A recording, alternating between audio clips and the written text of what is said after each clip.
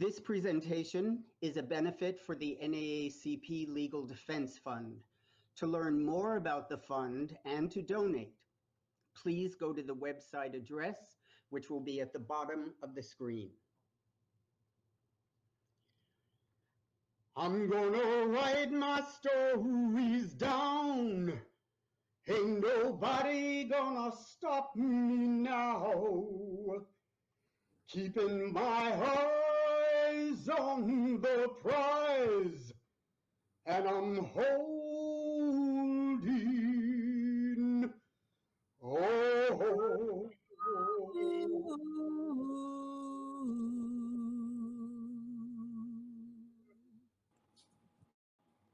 We wear the mask that grins and lies.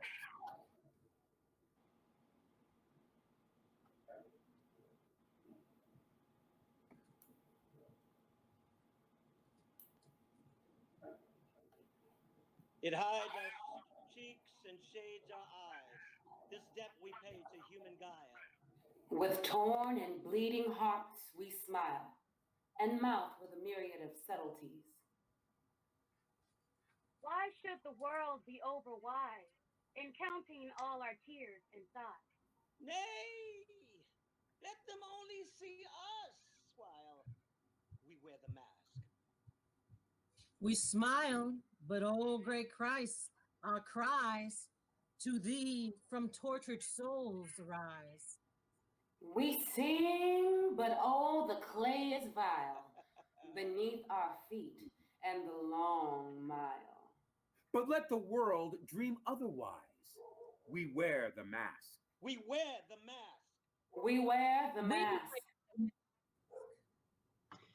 Hello, I'm Bil Wright, and Black Writers Matter. Black culture has had a profound impact on what is known as American culture. In fact, there would be no American culture without Black culture. No Fred Astaire without the Nicholas brothers. No Janis Joplin without Big Mama Thornton.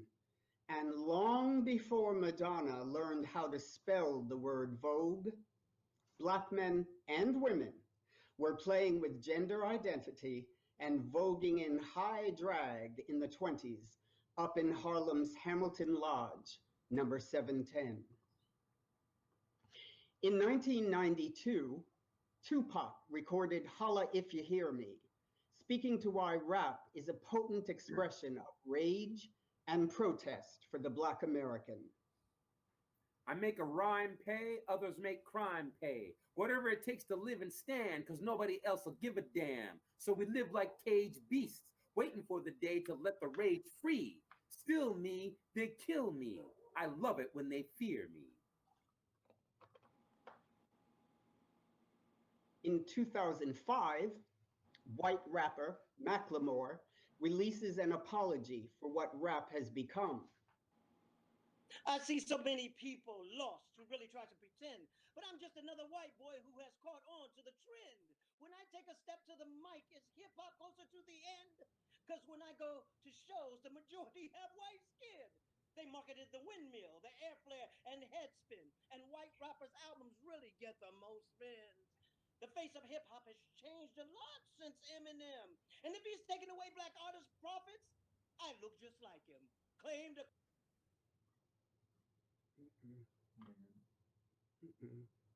Tonight, we are honoring the authentic voices of Black writers from Paul Laurence Dunbar to Zora Neale Hurston to later 20th century writers including Pat Parker, James Baldwin, Lucille Clifton, and Audre Lorde. We opened with Paul Laurence Dunbar, who was born in 1872 and died 33 years later. In that time, he produced some of the most well-known works in the American literary canon. His signature work perhaps is We Wear the Mask, as profound now as it was when it was first published in 1896. Zora Neale Hurston is perhaps best known for her classic Their Eyes Were Watching God. Reportedly, it was written in 7 weeks in 1937 and published in September of the same year. Even though the publishing business was more challenging than it is now, especially for Black writers, Hurston published poetry, novels, and plays.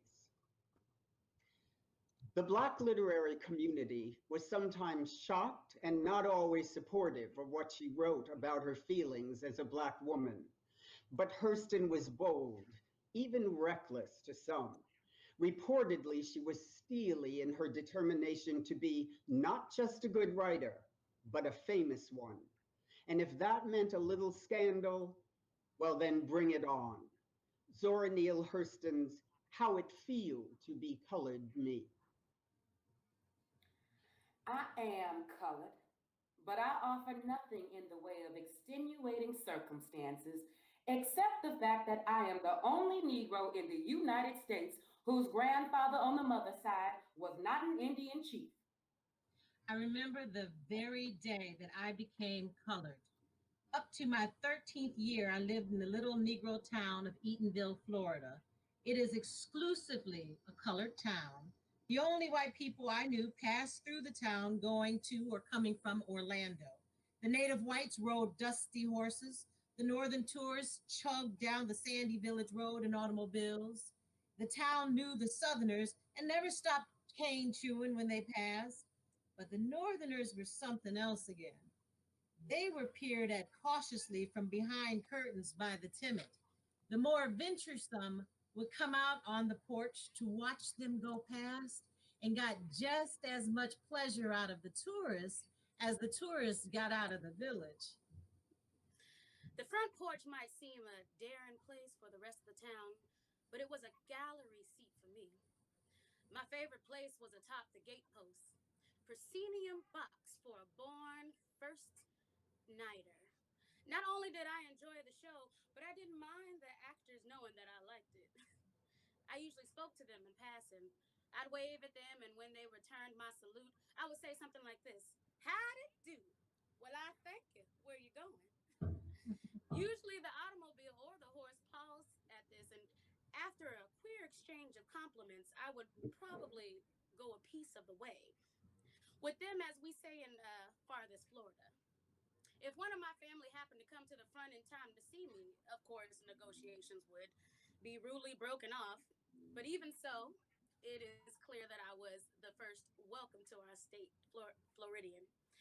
And I hope the Miami Chamber of Commerce will please to take notice. During this period, white people differed from colored to me only in that they rolled through town and never lived there.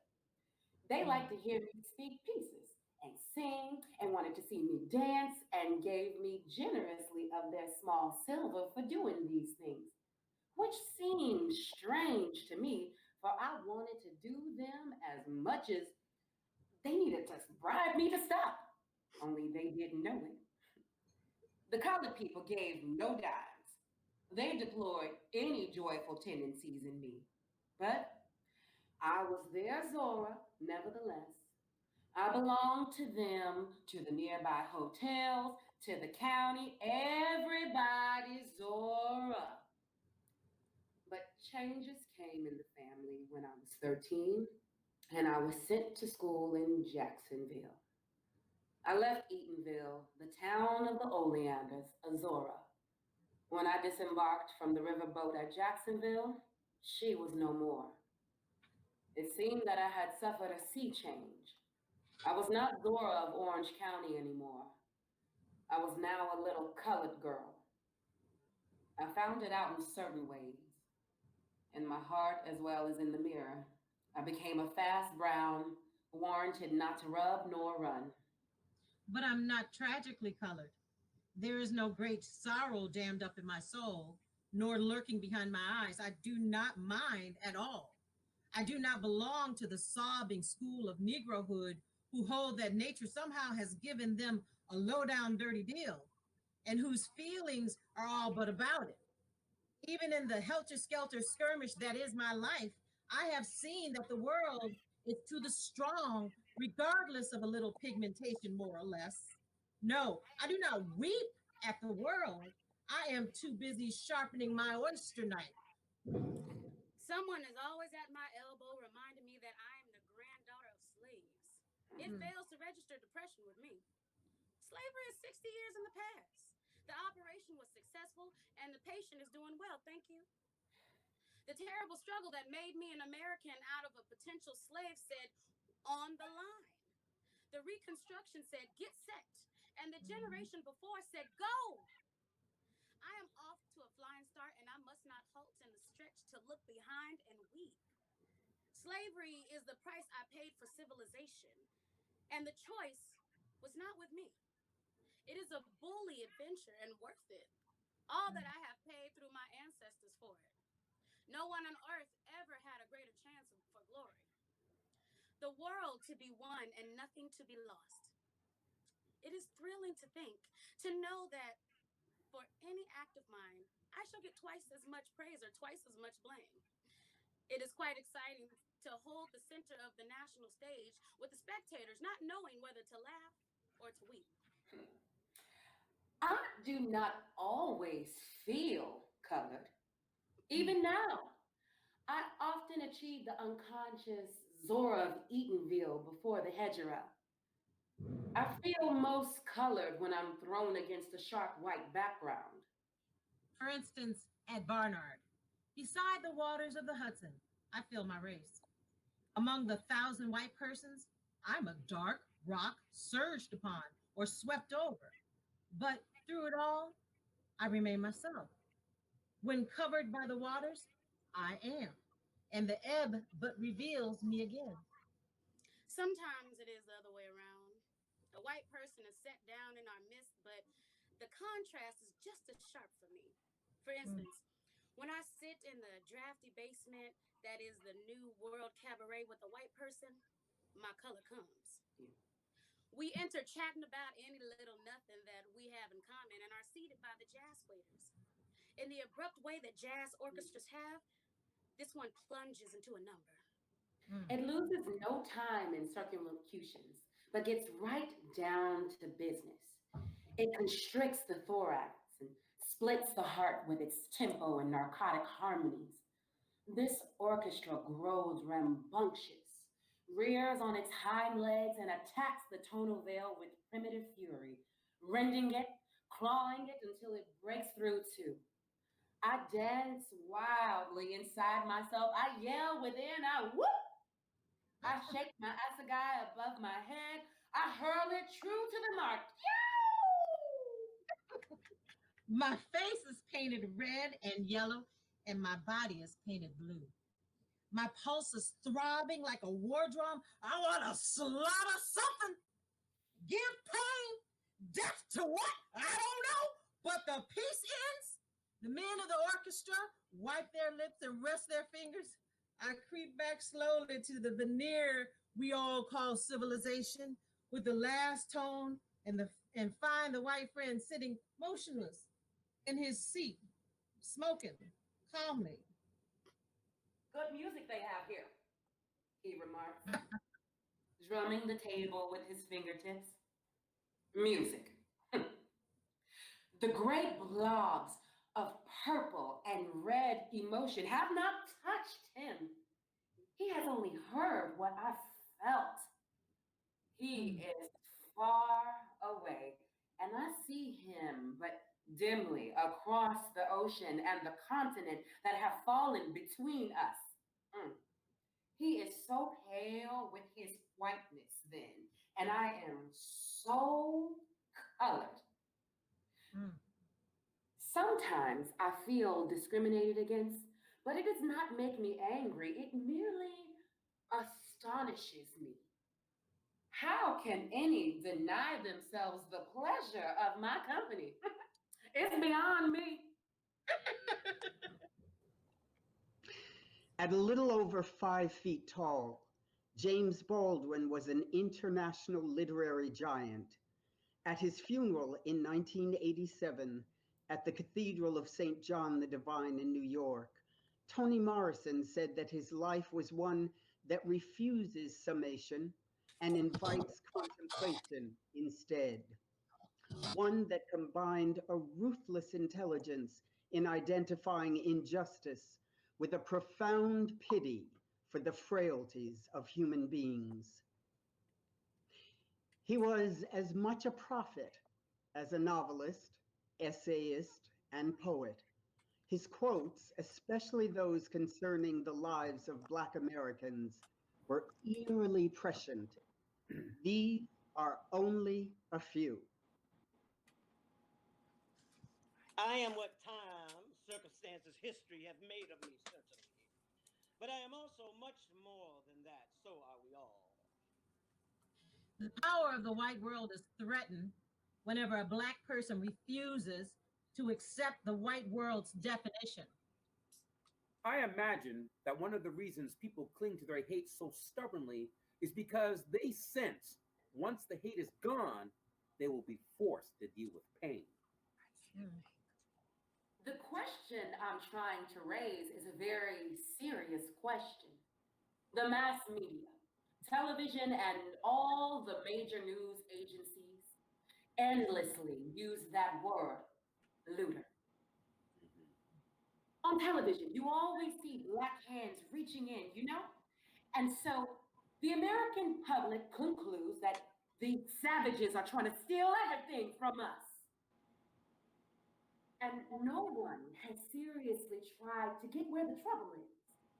After all, you're accusing a captive population who has been robbed of everything of looting. I think it's obscene. If the American Black person is going to become a free person in this country, the people of this country have to give up something. If they don't give it up, it will be taken from them. What one does realize is that when you try to stand up and look the world in the face like you have a right to be here, without knowing that this is a result of it, you have attacked the entire power structure of the Western world. Ask any Mexican, any Puerto Rican, any Black man, any poor person. Ask the wretched how they fare in the halls of justice. And then you will know not whether a country is just or not, but whether or not it has any love for justice, any concept of it. It is certain in any case that ignorance allied with power is the most ferocious enemy justice can have. Everything now we must assume is in our hands. We have no right to assume otherwise. If, and now I mean the relatively conscious whites and the relatively conscious Blacks who must, like lovers, insist on or create the consciousness of the others, do not falter in our duty. We may be able, handful that we are, to end the racial nightmare and achieve our country and change the history of the world. If we do not now dare everything, the fulfillment of that prophecy we recreated from the Bible and song by a slave is upon us. God gave Noah the rainbow sun. No more water. The fire next time. We honor Black women writers who have beautifully celebrated themselves. Toni Morrison, unlike some who despise being labeled a Jewish writer, for instance, or a Southern writer, she did not mind being called a Black writer or a Black woman writer. I've decided to define that rather than having it be defined for me. In the beginning, people would say, do you regard yourself as a Black writer or as a writer? And they also use the word woman with it, woman writer. So at first I was glib and said, I am a Black woman writer, because I understood that they were trying to suggest that I was bigger than that or better than that. I simply refused to accept their view of bigger and better. I really think the range of emotion and perceptions I have had access to as a Black person and as a female person are greater than those of people who are neither. I really do. So it seems to me that my world did not shrink because I was Black female writer, it just got bigger. In 1982, poet, playwright, Ntozake Shange, published her novel Sassafras, Cypress, and Indigo. Here is a passage. Where there is a woman, there is magic. If there is a moon falling from her mouth, she is a woman who knows her magic, who can share or not share her powers. A woman with the moon falling from her mouth, roses between her legs, and tiaras of Spanish moss. This woman is a consort of the spirits. Alice Walker, best known as the author of the novel The Color Purple, is also an extraordinary poet and essayist. Here is her To Be a Woman. To be a woman does not mean to wear a shroud. The feminine is not dead, nor is she sleeping. Angry? Yes. Seething? Yes. Biding her time?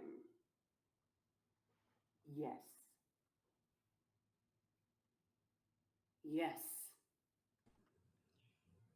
In 2007, Jacqueline Jones Lamone interviewed poet Lucille Clifton. The interview was titled The Healing World of Lucille Clifton. Here is an excerpt. In your work, you've been very candid about your life experiences. And as a woman who's endured so much of the intensity of everything, all the pain and the joy and everything in between, can you speak a bit about how the personal and the political meet and dance within your poetry? You know something? I was just at a meeting today, and there were just two people of color there, myself and the guy who's the president of the group, and the others there were not. And one woman said something to me, and I said, why is it that when you say something about yourself, you're talking about yourself as a human? But when I talk about my life, it's political. And just because you say it doesn't mean it's so. That's the fact. That's the first thing about validity. A lot of women have borne a lot of things. A lot of people have borne a lot of things. There's a certain kind of human that I want to be. There is not shame in my life. There is certainly misfortune, but I'm not the only one. I do know that. And sometimes one of the things poetry can do is say to the audience, you are not alone. It can also speak for those who have not yet found their voice to speak. That's the part of the human condition. And if we're going to talk about humans, why are we just going to talk about the pretty ones? As African Americans, we can never escape our history or the ways in which we see the world. For us, the land is inextricably linked to the person and to the past. Is this the premise beneath your poem In Mercy, which begins, surely I am able to write poems? I was asked once to write about landscape and the beauty of the trees, but I cannot. I will not close part of my vision. I know what my history has been, and it is a history, it is a human history. Every time I see a tree, I know somebody used to hang on that. I'm not going to make others comfortable and not mention that. That's just the way I am. Now, I understand others, but I don't believe that as part of a poet, I'm here to make others feel good, feel happy. I'm supposed to chronicle what is. So, and it would be nice to forget history, but we do it at our own peril, as we have seen lately. Do you see that we as African American poets have a certain responsibility? And if so, what would that be? I suppose I would think it would be to tell the truth. And I'm not talking about the facts. I'm talking about the truth. Derek Walcott has a line. How can I say I saw what occurred and said nothing? That just makes other people happy. People have a hard time with me doing it because I don't seem to be a fire shouter. What you're asking me almost is why I am like I am. I haven't a clue. But I see no reason to not say what it is. So, one of the things I was seeing today at this meeting was also people, liberal people, saying, I'm just like them. And that makes them happy. But the truth is, they're just like me. And that's far from more difficult for them. Someone that said in the audience, a white person, Lucille would be very good if she wouldn't talk about race so much, if she would forget about race. And my response was, and I'll talk about race in a mixed group in a minute. Not only am I not going to forget it, but I'm not going to let you forget it. Do you wish me to forget my grandmother? I don't think so. You have no right. We go back now to 1975, when For Colored Girls Who Have Considered Suicide When the Rainbow Is Enough was first published in book form. The New Yorker magazine said it encompassed every feeling and experience a woman has ever had. It will be read and performed for generations to come. The critic said, here is a groundbreaking dramatic prose poem written in vivid and powerful language that resonates with unusual beauty in its fierce message to the world. Ntozake Shange writes with such exquisite care and beauty that anyone can relate to her message. In her play, Shange's character, Lady in Green, makes this plea.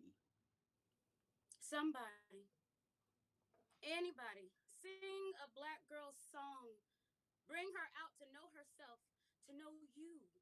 But sing her rhythms, caring, struggle, hard times. Sing her song of life. She's been dead so long, closed in silence so long.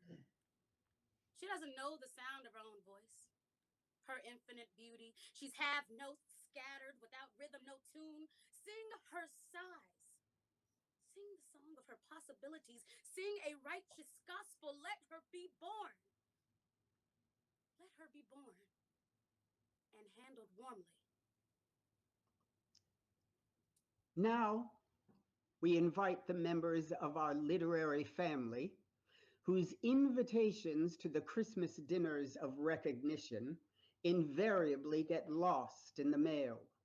Or they are told unapologetically, you didn't get an invitation because you're not welcome. At the height of the civil rights movement, Black, gay, and lesbian writers' voices began to make themselves be heard as well. How long can you fight for civil rights and ignore ours? Whether you like it or not, admit it or not, we are your brothers, sisters, your aunts and uncles, your children, your grandchildren, and we've been here for centuries.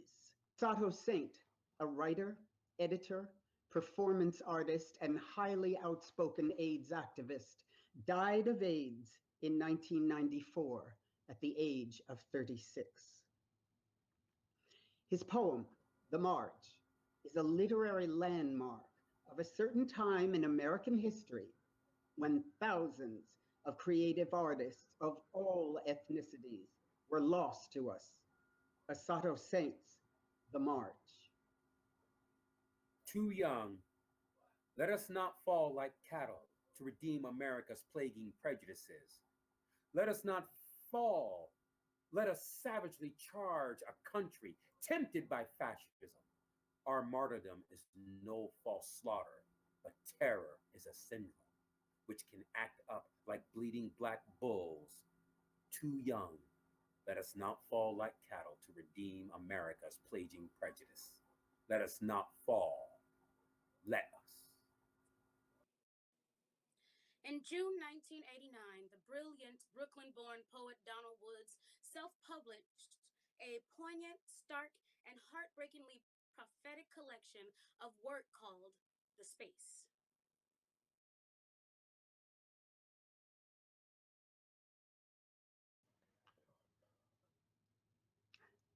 No point in crying injustice, shooting off in public places. They are slack-handed and wet-eyed with sympathy. Can confession aid the process? The fellowship of mourners, propping themselves up on heart-rending commiserations, brave corners bending, blank eyes staring.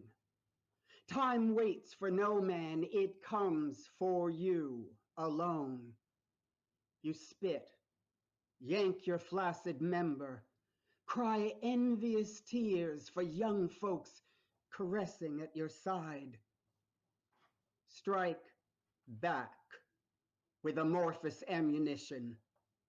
Refuse the paisley patterned despair. Take the violet in hand. Massage with the oils of your heart valve. Wash your battered spirit in the salty extract of self-pity. Shore up the heart for the thankless task of living. Breathe through your nose. Taste fruit with your tongue. Loiter at crosswalks while crowds pass by.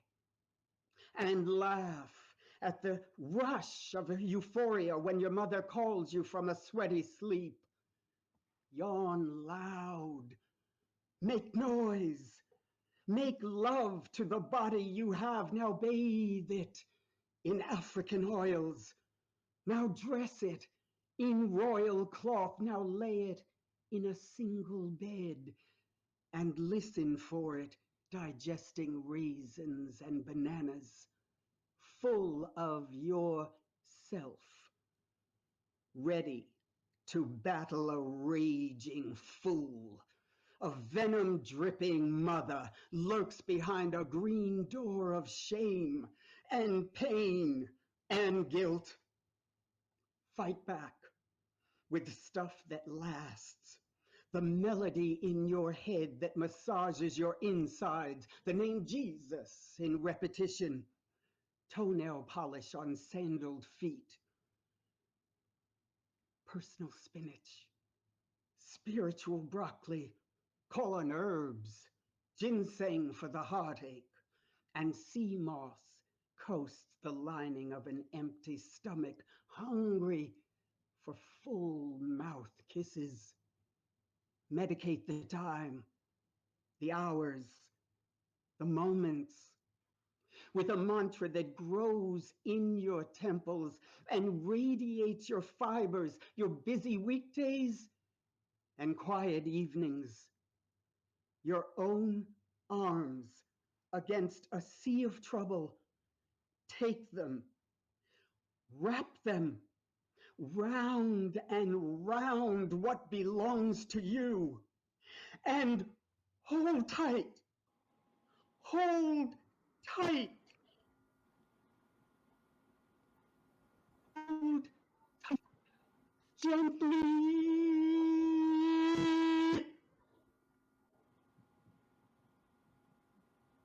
In this excerpt, Pat Parker, one of the most unflinchingly courageous voices of her generation, demands of her LGBTQ family, where will you be when society openly turns against us? Will you be willing to march, to fight back, or will you cower in the shadows? Where will we all be when they come? And they will come. They will come because we are defined as opposite, perverse, and we are opposite, perverse. Every time we watched a queer hassled in the streets and said nothing, it was an act of perversion. Every time we lied about the boyfriend or girlfriend at coffee break, it was an act of perversion. Every time we heard, I don't mind the gays, but why must they be blatant? And said nothing, it was an act of perversion. Every time we let a lesbian mother lose her child and did not fill the courtroom, it was an act of perversion. Every time we let straights make out in our bars while we couldn't touch because of laws, it was an act of perversion. Every time we heard, who I go to bed with is my personal choice. It's personal and not political, and said nothing, it was an act of perversion. Every time we let straight relatives bury our dead and push our lovers away, it was an act of perversion. And they will come. They will come for the perverts. And it won't matter if you're homosexual, not a faggot, lesbian, not a dyke, gay, not a queer. It won't matter if you're Black, Chicano, Native American, Asian, or white. Mm. It won't matter if you're from New York, Los Angeles, Galveston, or Sioux Falls. It won't matter if you're butch or femme, not into roles, monogamous, non-monogamous. It won't matter if you're Catholic, Baptist, atheist, Jewish, or MCC. They will come. They will come to the cities and to the land, To your front rooms and in your closets. They will come for the perverts. And where will you be when they come? Where will you be when they come? where will you be when they come? And where will you be when they come? And where will you be when they come? Audre Lorde, in her now classic autobiography, Zammy, speaks eloquently about being in a relationship in which the stark reality of life as a Black American woman informs one's ability to love and be loved. Although the change from staying over to living together was a gradual one, I knew I had made a major decision. And I knew that decision would affect the rest of my life. Although exactly how was not really clear to me then. When I had moved into the apartment with Rhea, I had merely scratched my name beside hers on a slip of paper stuck into the slot of our mailbox in the hall. But one blustery day in the first week of April, on my lunch hour, I walked around the Heights Hardware on East Broadway and ordered a proper metal mailbox tag with Muriel's and my names upon it. I stood watching as the machine stamped two names into the tiny, shiny brass rectangle, feeling proud, excited, and a little bit scared. It felt like a ritual joining, a symbolic marriage. Afterward, I bought an egg cream on Chatham Square to celebrate and stood looking at the little shiny plate with our two names side by side, separated only by a little dash. This would be my surprise for Muriel when she came down to New York on her birthday the following week. No more playing house. For me, this was the real thing, a step from which there was no turning back. I wasn't just playing around anymore, gay girl, you know? I was living with a woman and we were lovers. I had done silently and easily what I had longed and feared to do. I had made a commitment which was irrevocable, without conscious articulation of why. I knew together meant forever for me, even though there was no troth plighted, no wedding ceremony, no paper sign. Muriel and I were united together by our loving and our wills, for good or ill. Through the spring, I had thought long and hard about whether or not I could live that closely with anyone and for the rest of my life, as I felt this was going to be, without question. Once I decided I could make that commitment, I never doubted for a minute that Muriel was the person I wanted to make it with. I met the few of Muriel's friends that she could remember from the old days, and she met mine. There were Dottie and Polly, two skinny blonde artists from our neighborhood, whom we met at L'Oreal's. Bee and Lynn, her new girl, Phyllis, who wanted to be an architect, but only talked about it when she was drunk. And of course, there was Felicia, my adopted little sister, as I called her, and the only other Black woman in our group. But the fact of our Blackness was an issue that Felicia and I talked about only between ourselves. Even Muriel seemed to believe that as lesbians, we were all outsiders and all equal in our outsiderhood. We're all niggers, she used to say. And I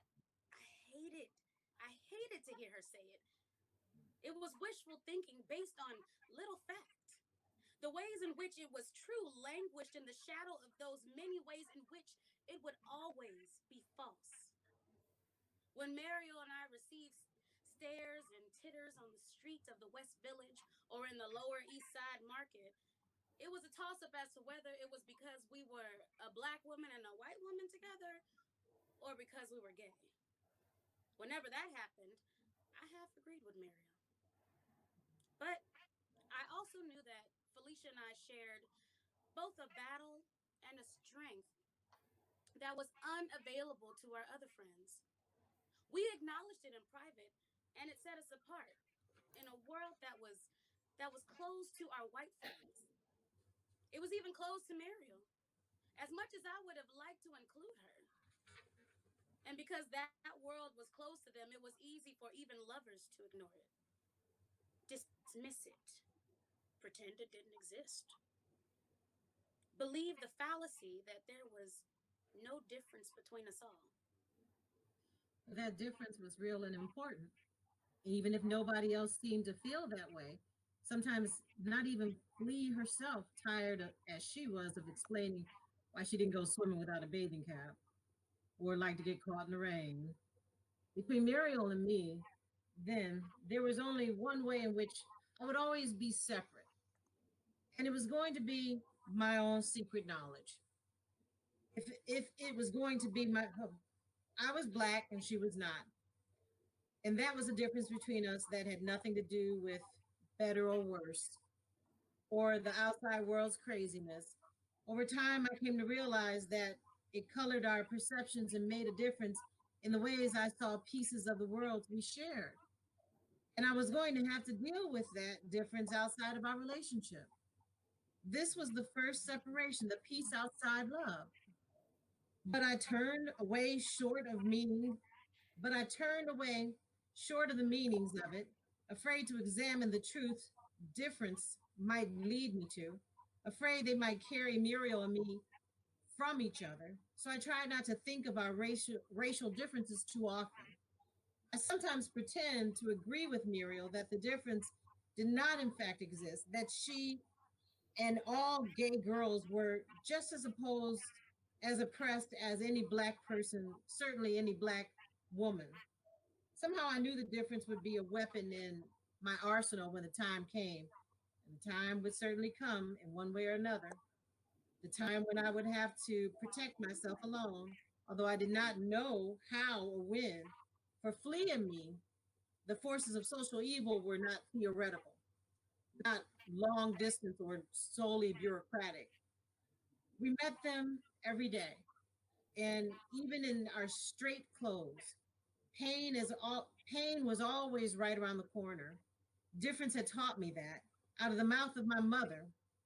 And knowing that, I fancied myself on guard and safe. I tried to learn that knowing, I still had to learn that knowing was not enough. Every one of the women in our group took for granted and would have said, if asked, that we were all on the side of right. But the nature of that right, everyone presumed to be on the side of, was always unnamed. It was just another way of silently avoiding having to examine what our living positions were within our small group of lesbians, dependent as we were upon each other for support. We were too afraid those differences might, in fact, be irreconcilable, for if we had never been taught any tools for dealing with them. Our individuality was very precious to each one of us, but so was the group and the other outsiders whom we have found to share some more social aspects of our loneliness. Being gay girls without set roles was the one difference we allowed ourselves to see and to bind us together. We were not of that other world, and we wanted to believe that. By definition, we were therefore free of that other world's problems of capitalism, greed, racism, classism, etc. This was not so. But we continued to visit each other and eat together and, in general, share our lives and resources as if it were. It should be no secret that Black LGBTQ people have been murdered not only because they're Black, but because they are Black and queer. And the treatment of these murders by so-called law enforcement has only mirrored the treatment of the overall Black community. Award-winning young adult novelist, playwright, and poet Bil Wright's work, The Queen of Greenwich Village. Once anybody knows you're a witness to a crime, your whole life goes right down the drain. So I figure I'll write my book and send it to Oprah so she'll know the truth, and then everybody will. I'm between places to live right now, so I come and stand here like I did that night under this light at the corner of Christopher Street, across from the Hudson River, where they pulled her out. I work on my book called The Queen of Greenwich Village, about my friend, Marsha P. Johnson. I start out with the facts. 46 years old, born Malcolm Michaels Jr. The newspapers mostly identify her as a Black transvestite, also known as Marsha P. Johnson. But the real question I'm going to ask in my book is how whatever you want to call her, could walk right up to the cops in the street and say, "Why are you wasting time harassing gay people instead of arresting people who commit real crimes?" How could a person like that commit suicide? The night of Stonewall, she kicked and spit and called cops the real freaks before they threw her in jail, and the whole gay world called her a hero from that night on. Or as she used to say, "They called me the Queen of Greenwich Village." Is that somebody who commits suicide? When that boy saw her in the river and called the cops, why would they call it a suicide and close the case before anybody could ask any questions? Marsha used to say, "We're gonna be free real soon, girl. And there's light at the end of this damn tunnel, I promise." And I'd say, "You're crazy. Not as long as they've got all the power." And she'd say, "Maybe I won't be here laughing and crying in a blue satin dress with a slit up the side to show my fabulous legs. But it's gonna happen." And that's why I'm gonna write in my book that anybody with that much hope doesn't take her own life. She loved living it too much. And even if those men in their uniforms with all the power sit on what really happens in the world, Marsha P. had her own truth. And that's the truth I'm going to put in my book. Then I'm going to send it to Oprah. In No Name on the Street, James Baldwin wrote, "If one really wishes to know how justice is administered in a country, one does not question the policemen, the lawyers, the judges, or the protected members of the middle class. One goes to the unprotected, those precisely who need the law's protections the most, and listens to their testimony." Bill Wright's prose poem, "You Just Can't See All of Them," for Breonna Taylor and George Floyd, read by the author. The man was so big, it was hard for me to believe they could carry him plus the coffin. The girls were smaller, say she was only 5 feet, 1 inch. I asked the woman next to me how she think a body 5 feet, 1 inch tall could take 8 bullets. Even so, both those coffins, they look huge to me, like they had about 20 people in each of them. It was hard for me to believe anybody could carry them. They brought them out, one after the other. The girl was first, then the man. Jimmy is about big as my wrist, but he was right there in the front. Eartha's even tinier, and she was right there with him. Of course, they put Malcolm on one side and Alvin on the other, with his arms spread out like mahogany wings, so that made it lighter.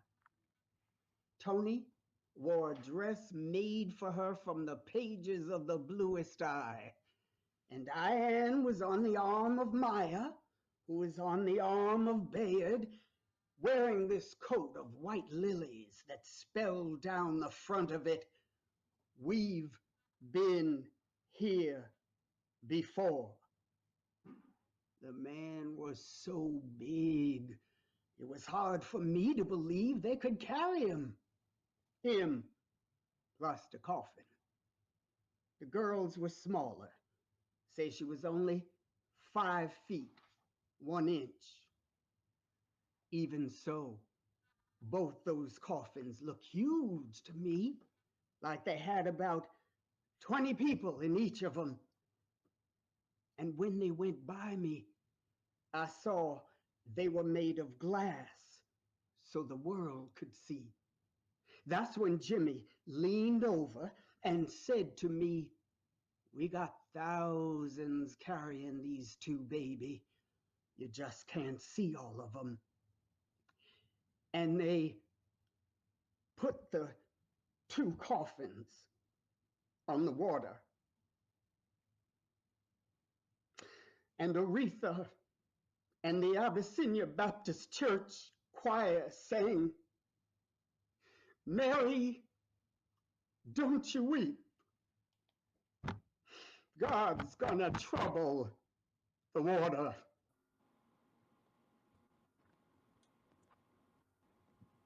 This is what Black writers have said about their journeys. Toni Morrison: "I am myself a storyteller and therefore an optimist, a firm believer in the ethical bend of the human heart, a believer in the mind's appetite for truth and its disgust with fraud and selfishness." Zora Neale Hurston. In 1937, Their Eyes Were Watching God earned rave reviews. Hurston was featured in several newspaper profiles. When Pulitzer Prize-winning poet Edna St. Vincent Millay sent Hurston a telegram congratulating her on her new novel, Hurston said, "God does love Black people, doesn't he? Or am I just out on parole?" Tupac Shakur: "There's nobody in the business strong enough to scare me. If God wanted to be quiet, he would have never showed me what he does. Out of anger comes controversy. Out of controversy comes conversation. Out of conversation comes action." Lynn Nottage, winner of the Pulitzer Prize for Drama 2017. "I write about people who are marginalized because, as an African American woman, particularly now I am a middle-aged woman, I walk down the street and see people bump into me. To much of the population, I am invisible. I had one experience where I had my 2 children with me, and we were standing in line to pay, and this young white man stepped in front of me. I said, 'Excuse me.' And he said, 'Oh my God, I didn't see you there.' But he was speaking on a much larger basis than that. He didn't recognize my presence, and I think that is why I write the stories I write." However, to paraphrase Zora Neale Hurston, we are not a tragic people. And as the grand griot Maya Angelou wrote in the other Black national anthem, "You may write me down in history with your bitter, twisted lies. You may trod me in the very dirt, but still, like dust, I rise." does my sassiness upset you? Why are you beset with gloom? Because I walk like I got oil wells pumping in my living room? just like moons and like suns with the certainty of tides, just like hope springing high, still I rise. Did you want to see me broken? Bowed head and lower eyes, shoulders falling down like teardrops, weakened by my soulful cries. Does my haughtiness offend you? Do you take it awful hard? Because I laugh like I got gold mines digging in my own backyard. You may shoot me with words, you may cut me with your eyes, you may kill me with your hatefulness, but still I rise. Does my sexiness upset you? Does it come as a surprise that I dance like I've got diamonds at the meeting of my thighs? Out of the huts of history's shame, I rise. Up from a past that's rooted in pain, I rise. I'm a black ocean leaping and wide, welling and swelling, I bear in the tide. Leaving behind nights of terror and fear, I rise. Into a daybreak that's wondrously clear, I rise. Bringing the gifts that my ancestors gave, I am the dream and the hope of the slave. I rise. I rise. I rise. If there is healing in reading at this time, and I hope that there is, I ask you to read not just these writers, but the hundreds of voices that shed light on what it is to be Black in America. Thank you for being with us. I'm Bil Wright, and Black Writers Matter. I'm gonna write my stories down. Ain't nobody gonna stop me now. Keeping my eyes on the prize, holding on.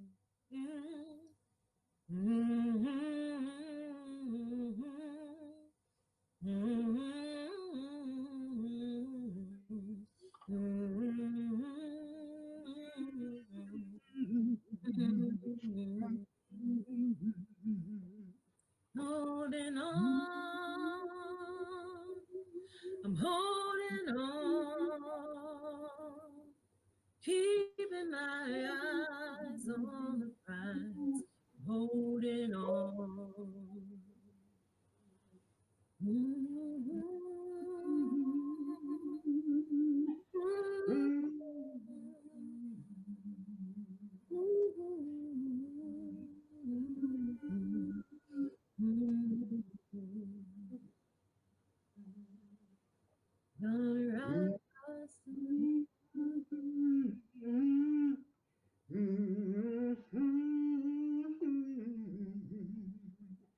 Keeping my eyes on,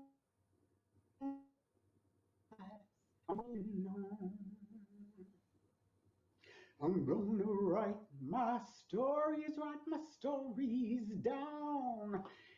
Ain't nobody gonna stop me now. I got my eyes on the prize. I'm holding on.